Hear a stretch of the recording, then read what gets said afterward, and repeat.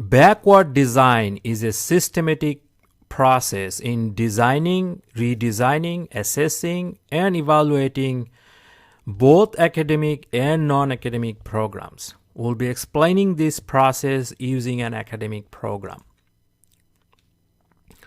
This is a three-stage process. So as the word says, backward design, we kind of work backward. Let's start with an example. Let's say we're trying to designing or redesigning an automotive engineering program. So the first question we need to ask, what defines a good automotive engineer?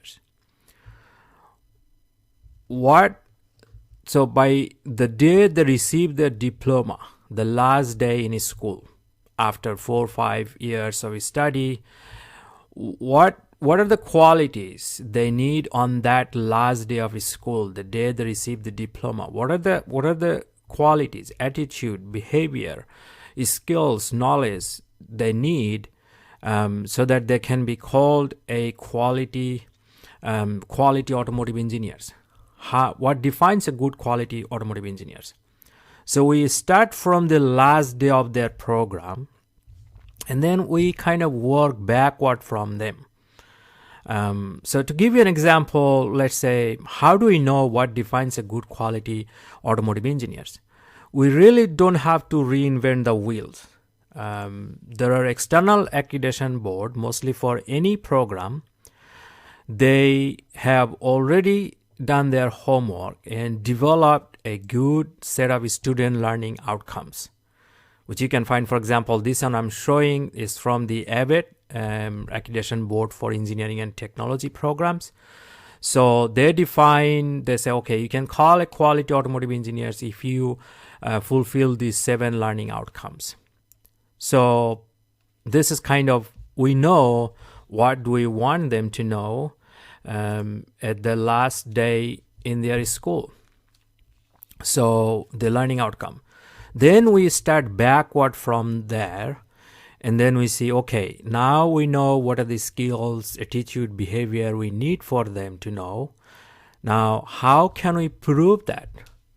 What people use as an evidence to prove that, okay, you are calling them quality automotive engineers, now prove it to me.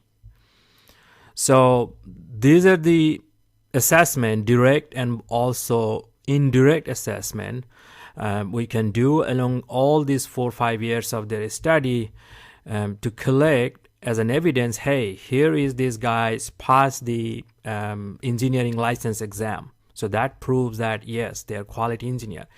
They did very well in that brake system class, so they know how to work on brakes, things like that. So these are the evidences that people accept to prove as a proof of that quality automotive engineers.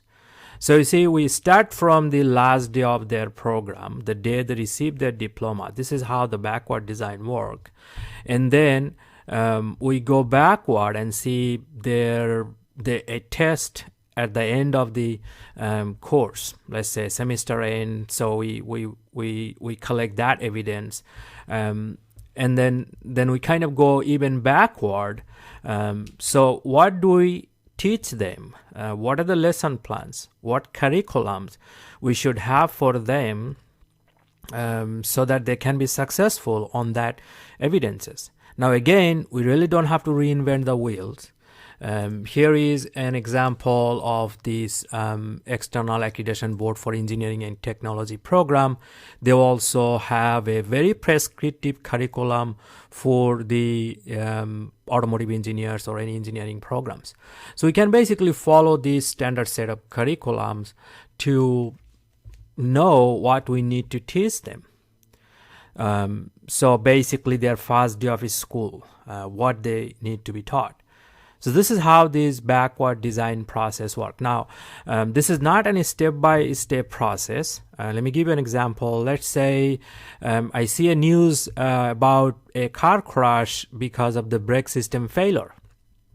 And now that makes a really nice lesson plan.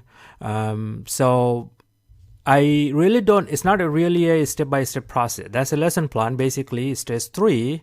I'm not going backward, but now I'm kind of fitting that break system failure problem into this. And so it's not really a step-by-step process. We can work on stage 3 first before step 2. But the idea of backward design is basically, what are the end goals?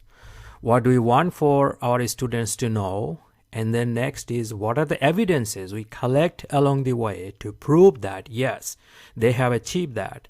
And then how do we make sure that we are teaching or using an appropriate curriculum or a standard set of curriculums to so that they can be successful in those standardized assessment acceptable evidences tools.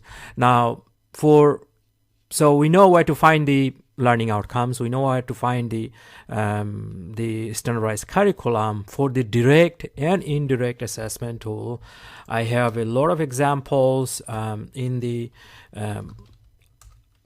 openeducator.com, where you can find. I have samples for probably over hundreds of programs on different types of direct and indirect assessment instrument. So if you want, I can also share those with you. So it basically, to apply, we really don't have to know how to develop a survey. It's already there. I have samples in the openeducator.com which you can use. If it's not there, you can email me. I can, of course, provide with these different types of instruments and how to design them.